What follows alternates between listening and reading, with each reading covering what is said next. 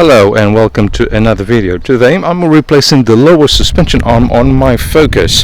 The reason for that you have seen on my previous video about the pre-MOT checks that I've done, and I noticed there was some play on the lower ball joint on suspension arm over there, and that can cause a few problems, and that's probably the reason why I do have a knock on the front suspension when I go over certain potholes.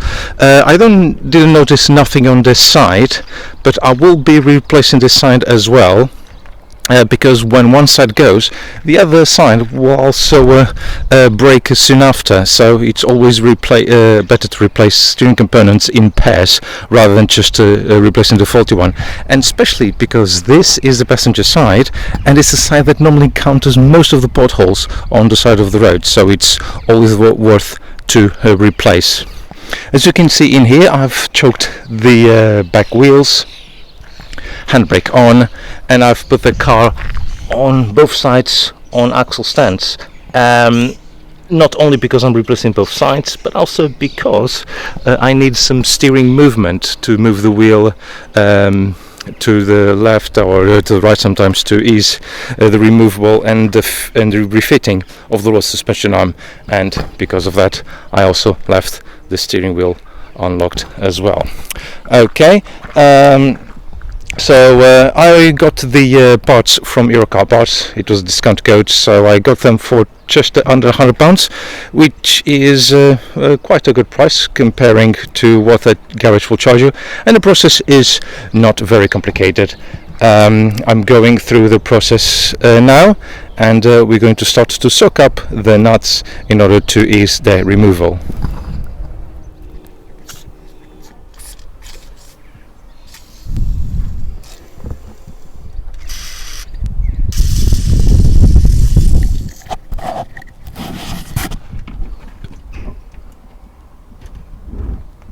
First, you undo the nut of the tie rod end and using a 15mm socket.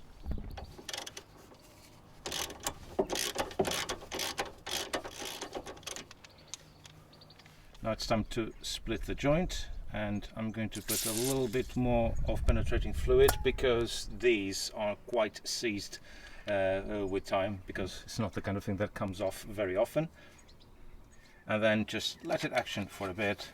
I'm putting the nut back in and just hack it using one of these. Oh, that was easy.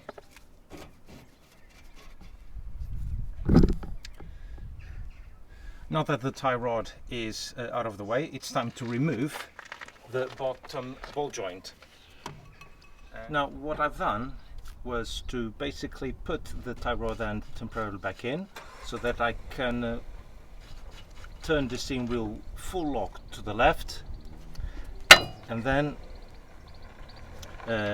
move it over to this side here, because in order to crack open this nut you need a 21mm spanner. You can't fit a socket in here because there's not enough room. Bloody hell, that was tight. Now for this job you're going to need a ball joint splitter. Right, removing this nut took absolutely forever. In the end I had to just pick up this nut, turn it upside down, tie it up, and then use again the ball joint splitter because it was slipping all the time. It was a hell of a job, but now it's finally off.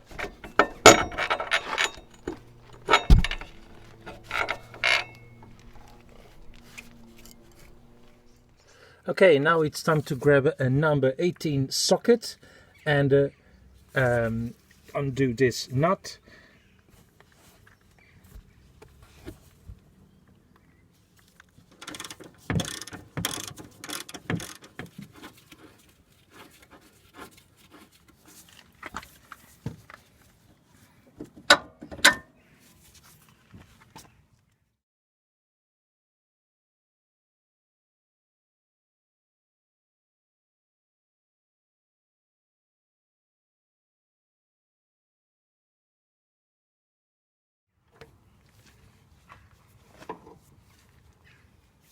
Now that all the bolts are off, it's very easy then to pull this away.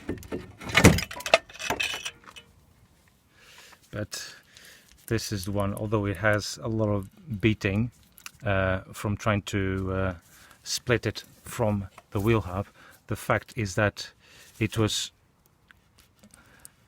the cause of the knocking and had already a bit of a play anyway, so never mind. We replaced the whole thing in one go with that new one over there. So this is the new part. As you can see, it has new bushes in here, and then the new ball joint. One thing that you have to be careful with the Mark II Focus is that there are two different types of ball joint pins. For cars up to March 2006, the tapered joint will have an 18mm diameter. For cars after that, and also the same applies for Ford C-Max, this tapered joint will need to have a 21mm diameter. It is very important because if you put the 18mm onto a car that only fits a 21mm, it will still have a little bit of play on the hub.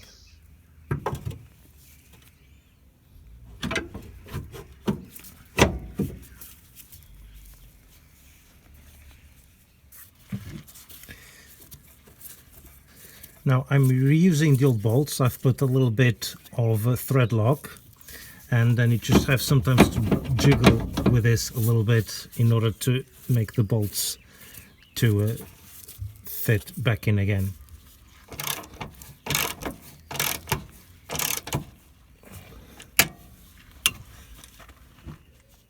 As you can see in here, I have lifted the hub a little bit with the trolley jack, and the reason for that is that at the moment the suspension arm was fouling on the anti-roll bar, and by lifting the hub means that the anti-roll bar will also lift as well, and gives me a little bit more of room to adjust the arm in here so that I can insert the major bolt.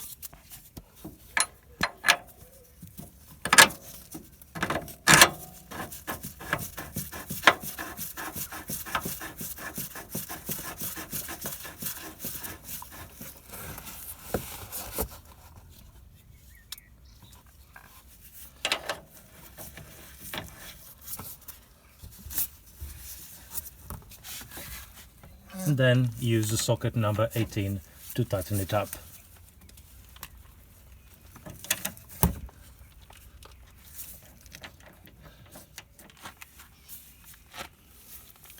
Now it's the moment of truth, which is putting the ball joint back into the hub.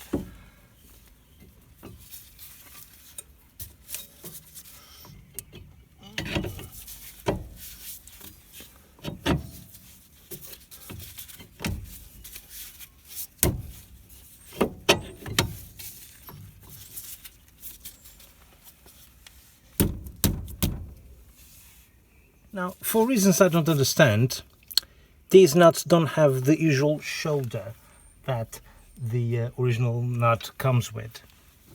So what I'm going to do is to use a good sturdy washer on this, just to give a little bit of extra support.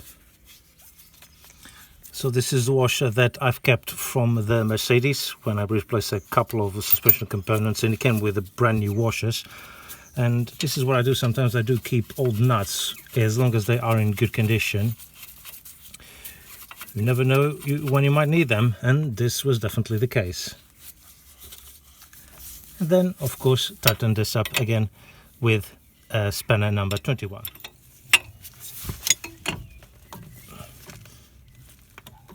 And there you go, nice and tight, and the pin never had a chance to swivel even. If it starts to swivel, that means that the ball joint is not sitting properly against the hub.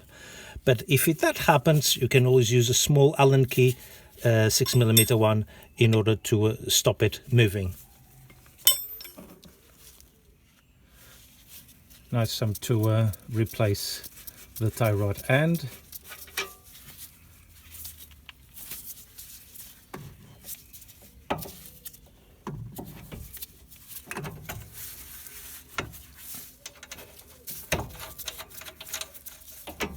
and again socket number 16.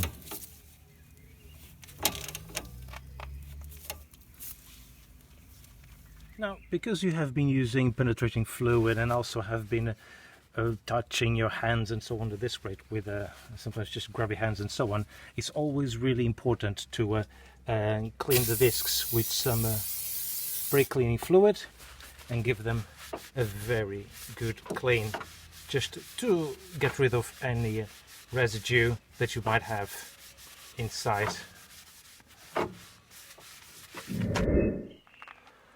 So that's it, that's the driver's side done, and next I'm going to do the passenger side. But to be perfectly honest, I'm not really bothered going to film it because it's basically exactly the same as the other side. One thing to note, every time you do replace any suspension components, also do a steering wheel alignment. The reason for this is just not also only for safety, but also to save the tires life, really, because if the steering is not properly aligned, then the life of the tires will be severely reduced, and that's one thing that will be done once I got the other side done. So that's it for now. Thank you very much for watching, and I'll see you on the next video. Take care.